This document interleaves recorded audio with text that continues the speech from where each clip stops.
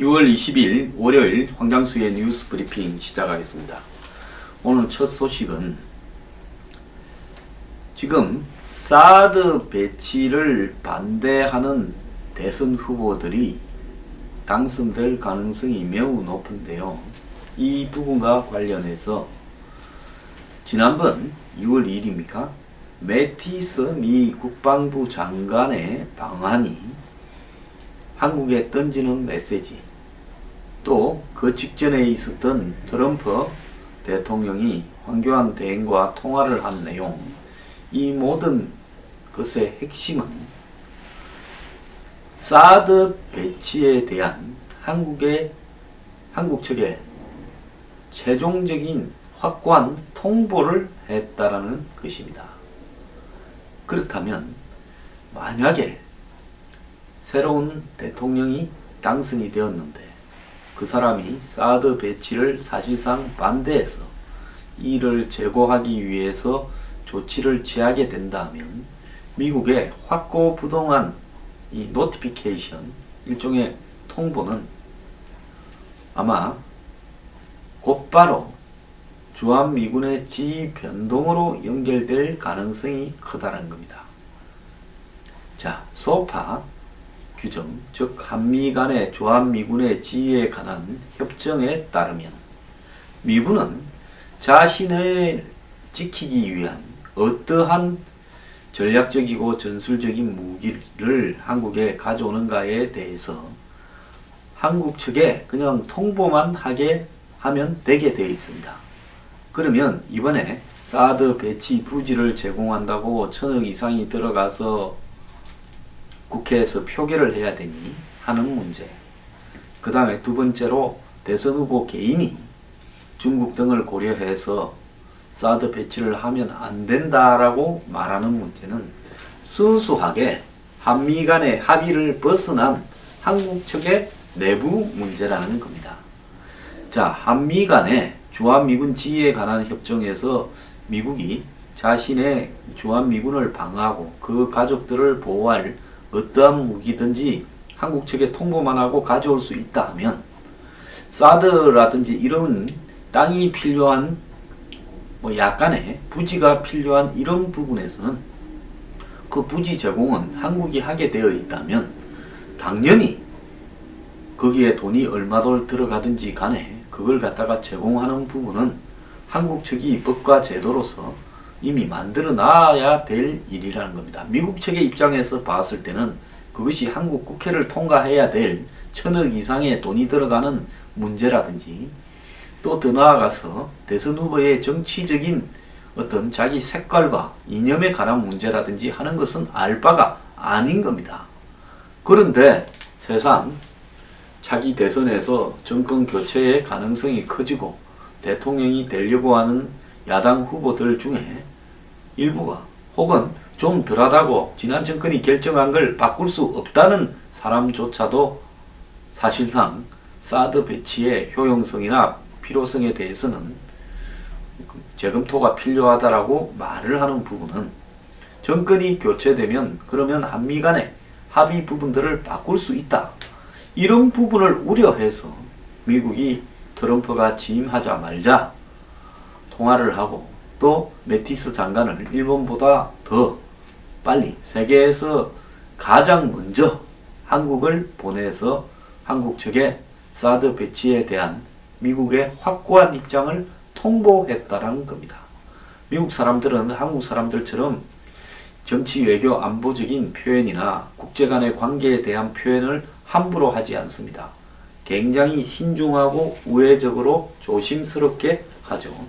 그러면 미국이 신중하고 우회적이고 조심스럽게 그 표현을 한다라고 하는 것은 무엇을 의미하는가 하면 실질적으로 당신들이 사드 배치를 반대하면 우리는 주한미군을 철수할 수밖에 없다라는 그런 이야기를 사실상 하는 겁니다.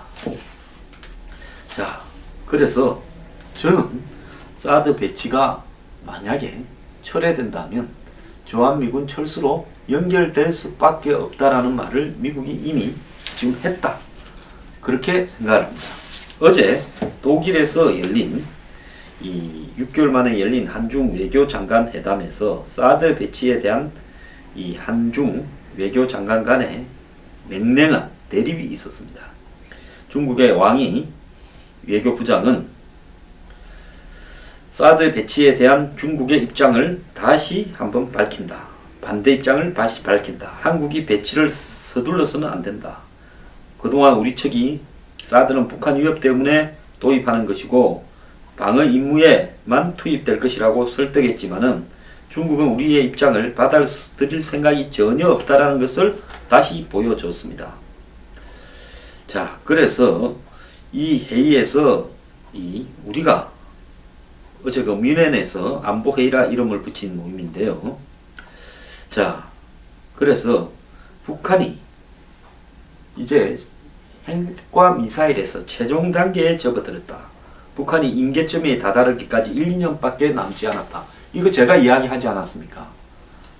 제가 얼마 전에 북한이 ICBM에 핵탄두를 탑재해서 실질적으로 미국 대륙을 직접 본토를 직접 공격하는 것이 임계점이라고 본다면 거기에 도달하기 전까지 1, 2년밖에 남지 않았다라는 것을 한국의 윤병세 외교부 장관이 확인한 겁니다. 자, 그래서 이대로 방치하면 세계적인 위협이 될 거다라고 하는데 중국의 입장은 전혀 변하지 않았습니다. 그런데 이와 관련해서요, 얼마 전에 매우 의미심장한 일이 하나 있었습니다. 그게 뭔가 하면요, 실제로 이 미국이 얼만큼 한반도에 있어서 위협을 갖다가 실감하고 있느냐라는 것을 알려주는 사건이 하나 있었는데요. CNN이 1월 4일자 그렇게 발표한 기사의 내용인데, 최악의 시나리오를 대비해야 된다면서 주한미군 가족을 비전투원이지만은 미군과 관련 있는 주한미군의 가족을 몰래 한국 측에는 알리지 않고 철수 훈련을 했습니다. 그걸 소개를 했는데요. 실제로 그 훈련이 CNN에 보도된 것은 1월 4일이지만은 그 훈련이 있었던 것은 지난해 10월에서 11월 사이에 있었습니다. 그런데 이런 훈련을 하는 것을 취재를 다 해놓고 보도하지 않고 있다가 1월 4일날 보도했는데요.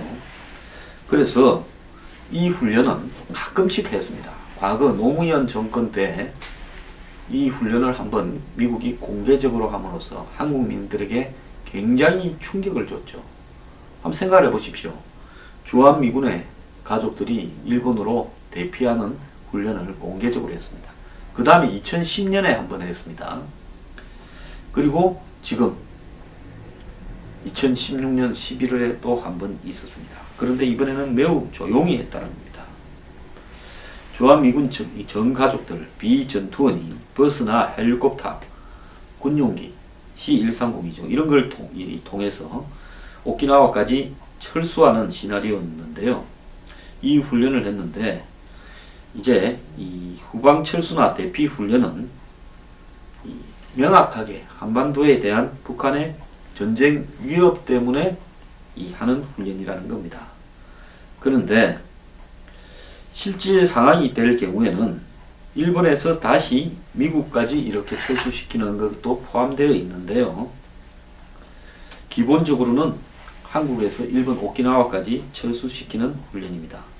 그런데 CNN이 그 가족 중에 한 명을 처음부터 끝까지 따라가면서 진행 과정을 취재했는데요. 총 5단계로 훈련이 되어 있는데 첫 번째 단계는 철수 명령이고, 그래서 주한미군 가족들한테는 철수 명령이 떨어지면 언제든지 떠날 수 있게 27kg의 무게에 해당되는 짐만 살 수 있다. 나머지는 다 버리라는 거죠. 그래서 가방 하나를 평상시에도 싸놔라. 그리고 그 안에는 침낭이라든지 캔에 든 음식이라든지 이런 거를 다 넣어라. 그리고 그게 이제 비상대피 가방이 되는 거죠. 그러게서 이제 주한미군 가족 등 비전투원의 철수는 정치적인 결정이라고 하는 겁니다. 그래서 미 국무부에서 명령이 내려오면 이 군이 그걸 수행을 하는 거죠. 그래서 이제 2단계가 되면 이제 27kg까지 짐을 갖다가 싸가지고 그것을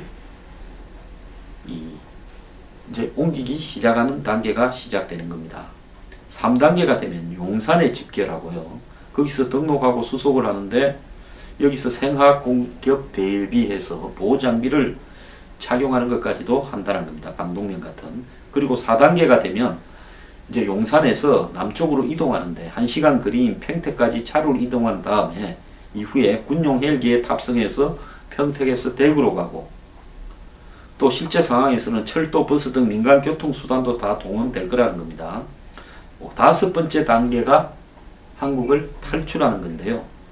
그래서 군용 헬기로 대구까지 가서 다음날 아침 새벽 5시에 김해공항에서 일본까지 가는 걸로 되어 있다는 겁니다. 그래서 용산에서 평택으로, 그 다음에 헬기로 대구로, 그 다음에 대구에서 김해공항까지 차로, 그 다음에 수송기로 일본으로 가는 겁니다. 그래서 이러한 목적 중에 하나가 현실적인 상황이 이런 발생했을 경우에 주한미군의 가족들이 안전하게 철수하는 부분인데요. 이 주한미군 가족도 있고 일부는 한국에 주둔하는 미국 사람일 수도 있겠죠. 총 한 20만 명이 대상이다 이렇게 이야기가 나오는데 한반도가 얼마나 위험한지에 대한 이 경각심을 이렇게 주기 위한 그런 훈련이었다라는 이야기도 나오는데요. 우리는 흔히 우리가 마시는 물, 우리가 들이키는 산소, 또 우리 주변에 있는 나무 이런 것들을 공공재처럼 인식을 해서 돈이 들어가지 않는 거라고 생각합니다. 근데 물은 불과 한 20년 만에 과거에 돈 주고 사 먹는 거는 생각도 못 하던 입장에서 이제 물을 돈 주고 사 먹습니다. 마찬가지로요. 주한미군의 존재는 마치 공공재처럼 한국의 정치인이나 일부 국민들에게 인식이 되어서 이거는 당연한 거고 저들 필요성 때문에 있다라고 생각을 하고 있습니다. 그래서 그들이 간다라는 것은 생각지 않고 있고요. 오히려 그들이 원하는 대로 호락호락 해줘서는 안 된다. 그래서 사드에 대해서도 배치를 반대한다라고 이야기를 하고 있습니다. 자, 그런데 주한미군이 떠나는 모습이 이렇게 생생하게 불과 1월 4일날 주한미군의 가족들이 다 일본으로 대피하는 훈련이 보도되고 그것은 한국에는 당시 훈련 당시에는 알려지지도 않았습니다. 마찬가지로 실제로 이런 대피 명령이 떨어지면 한국 사람들은 모른 채 미국 민간인들만 또 미군 가족들만 일본으로 다 빠져나가게 될 겁니다. 이런 모습을 생각을 해보면요. 좀 충격적일 수도 있을 겁니다. 과거에 이 효선 미순 장갑차 사건이 벌어지고 노무현 정권이 들어서고 했을 때 한국의 아마 총리가 미국하고 인터뷰를 해서 한강 이북에 있는 주한미군이 인계철선 역할을 한다라고 이야기를 한 적이 있습니다. 이것이 당시에 반미 시위, 즉 효선 미순양 장갑차 사건에 대한 성조기를 불태우는 시위 모습 등이 미국에 중계가 되면서 미국에 엄청난 충격을 불러일으킨 적이 있습니다. 최고 일선에서 총알바지 역할을 수행하고 있느냐. 인계철선이라는 것은 우리가 흔히 뭡니까? 지뢰 같은 부분에, 클레모아 같은 부분에 탁 건드리면 터져버리는 그것이 인계철선이지 않습니까? 그래서 미국 내에 CNN 등의 이런 인터뷰가 보도되고 나니까 주한미군을 철수시켜라. 주한미군을 전선에서 빼라. 이런 이야기가 터져나왔고 심지어 미국의 한 장성이 미국 TV에 나와서 성조기를 불태우는 모습 등을 보면서 우리가 이런 수모를 당하면서 한국에 있어야 되나. 이렇게 되면서 그 뒤에 벌어진 이야기들이 결국 이 한국의 휴전선에서 미군이 싹 다 빠져버렸습니다. 남쪽으로 내려갔죠. 그래서 이제 평택기지 이런 이야기가 전개되기 시작했고 그 다음에 정시작전권 이양 문제가 논의되기도 했고 실제로 주한미군 숫자가 좀 줄어들기도 했습니다. 미국은 사실상 메티스 방안에서 사드 배치를 철회할 경우 주한미군 철수를 공식적으로 통보한 것이다. 우리는 그렇게 이해를 해야 됩니다. 무지한 한국의 정치인과 우매한 국민들이 그걸 모르고요. 지금 천지도 모르고 떠들어대고 있습니다.